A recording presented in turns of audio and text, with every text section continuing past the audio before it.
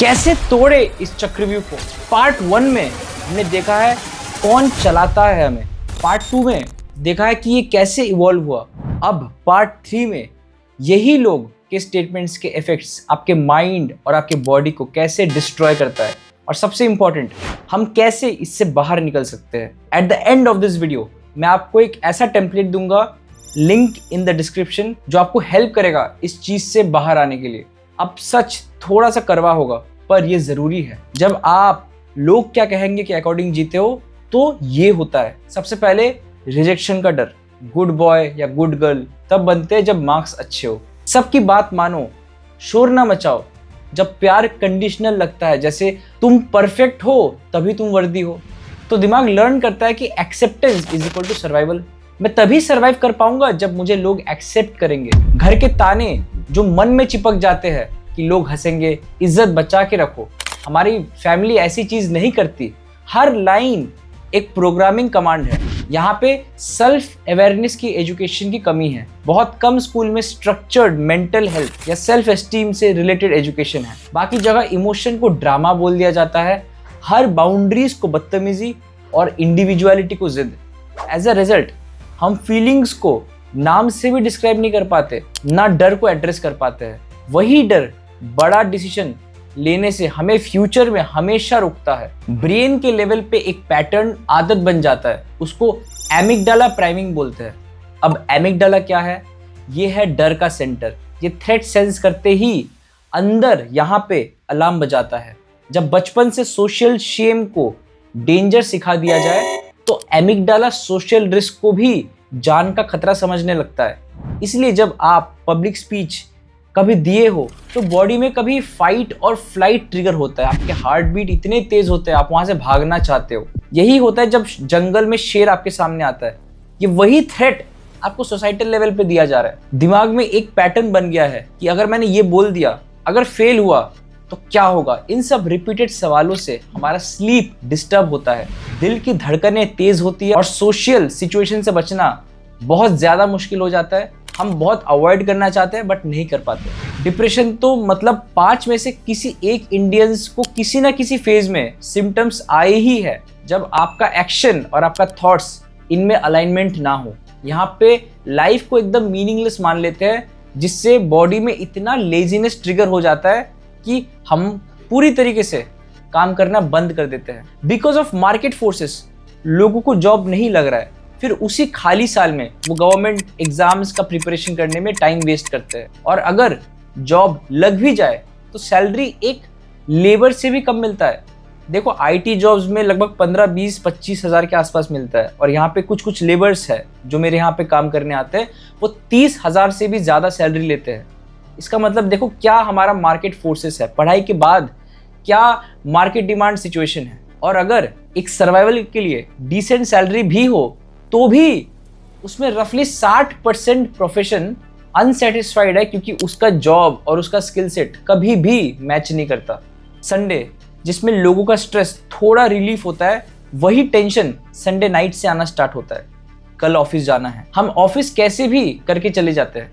वहां पे हम नो बोलने का ऑप्शन नहीं होता है। वहां पे नो बोल दिया तो गिल्ट ट्रिगर होता है। यही साइकोलॉजिकल इश्यूज एक long term physical damage create करता है, जैसे क्रॉनिक स्ट्रेस, कॉर्टिसोल का हाई होना, थकान, पेट के दिक्कतें, माइग्रेन्स और ब्लड प्रेशर का स्पाइक होना। दिमाग का लोड बॉडी में छप जाता है। Body feels your stress. Her trauma जो सप्रेस करते हैं उससे हमारे ऑर्गन पे काफी ज्यादा इंपैक्ट करता है, और inflammation one of the biggest symptoms है इन सब चीजों का। कब लास्ट टाइम आपने खुद से बात की बिना जज किए, बिना पुलिसिंग किए, एकदम शांत होके?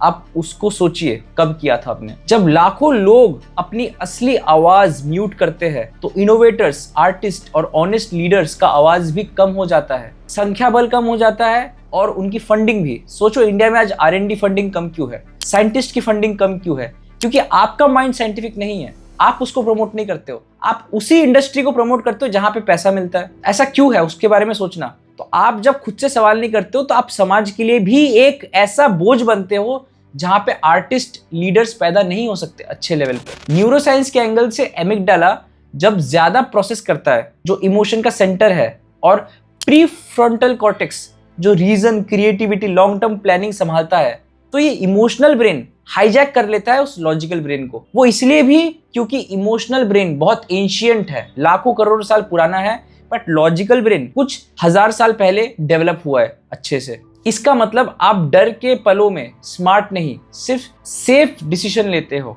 और ये डिसीजन बिना क्लैरिटी के लिया गया है। तो ऑब्वियसली बिना क्लैरिटी के कोई भी डिसीजन गलत ही होगा। क्लैरिटी से अब बात आती है, क्या हमें ये क्लियर भी है कि लोग क्या कहेंगे क्यों इतना डोमिनेट कर रहा है? क्योंकि हमारे कुछ अजम्पशंस है जो हमने पकड़े हुए हैं बहुत स्ट्रांगली बचपन से।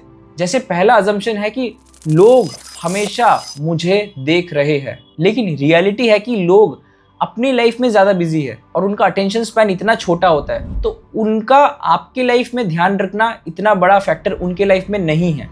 दूसरा अजम्पशन है कि जजमेंट परमानेंट होता है, पर रियलिटी है सोशल मेमोरी काफ़ी वोलेटाइल होता है, लोग भूल जाते हैं। आपने कितने बड़े बड़े कंट्रोवर्सीज हुए, आपने इसको देखा है, पर आपको उनमें से कितना सारा आज याद है? आप कितनों को समय देते हो आज? शायद से किसी को भी नहीं। यही है, ये सारे जजमेंट्स जो लोग देते हैं वो उनके दिमाग में नहीं रहता, गायब हो जाता है। तीसरा अजम्पशन है कि अप्रूवल्स इक्वल सेफ्टी, पर रियलिटी है कि शॉर्ट टर्म सेफ्टी है, पर लॉन्ग टर्म रिग्रेट तो कंफर्म है ना। अप्रूवल सिक्योरिटी देता है, मीनिंग नहीं देता आपको। और चौथा और लास्ट अजम्पशन है कि conformity is equal to respect, पर रियलिटी है कि रेस्पेक्ट आता है कॉम्पिटेंस, कैरेक्टर एंड कंट्रीब्यूशन से। कॉन्फॉर्मिटी आज तक किसी को भी लॉन्ग टर्म फायदा कभी भी नहीं दिया है। अजम्पशन तो हमने देख लिए, पर इसका साइकोलॉजिकल मैकेनिज्म क्या है? बाहर से एक इनपुट आता है, उस इनपुट को हम मन में बार बार दोहराते हैं, फिर एक हीन भावना लेके आते हैं, यही हीन भावना रोकता है एक्शन लेने से। अब तक तो हमने प्रॉब्लम ही डिस्कस करा है, पर इसका सोल्यूशन क्या है? सबसे पहला है अवेयरनेस, अपने एक्शंस, अपने थॉट के बारे में पता होना। क्या आप जानते हो पिछले 24 घंटे आपने क्या क्या किया है? क्या थॉट्स आपको आते हैं? आपको नहीं मालूम। जब दिमाग बोले कि लोग क्या कहेंगे, तो वहाँ पे रुक जाओ, पूछो खुद से कि कौन से लोग, उनका टोन क्या था और उनको आपसे क्या चाहिए। इनका जवाब ढूंढो आप।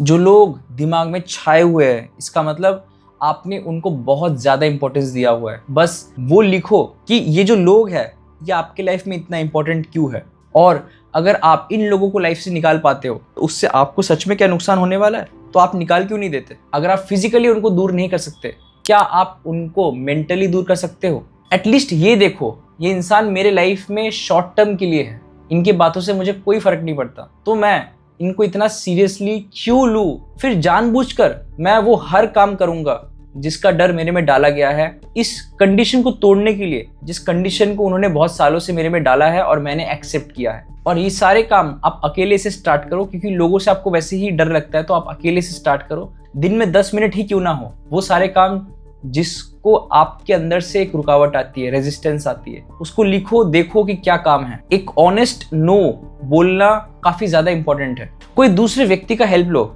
अगर खुद से ही नहीं हो पा रहा है तो। यही कंपेनियनशिप का बहुत बड़ा रोल है, संगति का रोल है, और आप उनसे अकाउंटेबल भी रहते हो, जिससे आप में लेजीनेस हावी नहीं हो सकती। और इसी चीज को चेक करो, जो आपके एक्शंस है, क्या वो आपके बिलीफ के साथ इन कॉन्फ्लिक्ट है या अलाइंड है। अगर कॉन्फ्लिक्ट है तो हमें देखना पड़ेगा कि कॉन्फ्लिक्ट इसलिए है क्योंकि वो बिलीफ है, रियलिटी नहीं। तो हमें अपने बिलीफ्स को तोड़ना पड़ेगा, बार बार क्वेश्चनिंग करके।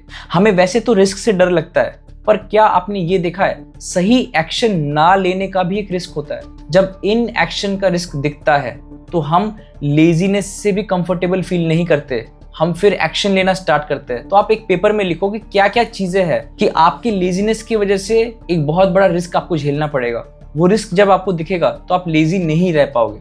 हर उन सर्कल से कट हो जाओ जहां कंपैरिजन होने की पॉसिबिलिटी है। वो टाइम बुक रीडिंग या अच्छे मूवीज देखने में लगाओ। ये सब बात सुनने के बाद मैं आपसे एक प्रॉमिस चाहता हूं, अगर ये 3 पार्ट्स आपने एंड तक देखे हैं, मतलब आपको कुछ ना कुछ समझ आया होगा इसके बारे में। अभी मैंने आपको एक डॉक्यूमेंट ऐड करा है डिस्क्रिप्शन में, उसको एक्सेस करिए, अपने पे एनालाइज करिए और एक स्टेप लीजिए। सच सिर्फ एक क्लिक अवे नहीं, ये एक चॉइस अवे है। यहाँ पे क्लिक बटन काम नहीं करता, आपका चॉइस काम करता है। लोग कल कुछ भी कहेंगे, पर आप अपनी कहानी के नरेटर कौन बनाना चाहते हो? अगर जवाब है मैं, तो आज एक एक्ट अपने समझदारी से चूज करो, बस आज ही कर लो। क्योंकि जब आप अपनी आवाज से जीना स्टार्ट करते हो तो रिग्रेट धीरे धीरे कम हो जाती है, साइलेंट हो जाती है। तो कमेंट में बताओ आपका पहला माइक्रो स्टेप क्या होगा। और अगर ये वीडियो सीरीज किसी को भी हेल्प कर सकती है तो उसको ये पहुंचाओ ताकि वो अपने लाइफ में चीज़ों को इम्प्लीमेंट कर पाए। और नीचे जो डॉक्यूमेंट है उसको यूज़ करना मत भूलिएगा। यहाँ पर हर वीडियो में मैं आपको एक स्टेप क्लोजर ले जाऊंगा आपके असली ज़िंदगी के पास। मिलते हैं अगली वीडियो में। धन्यवाद।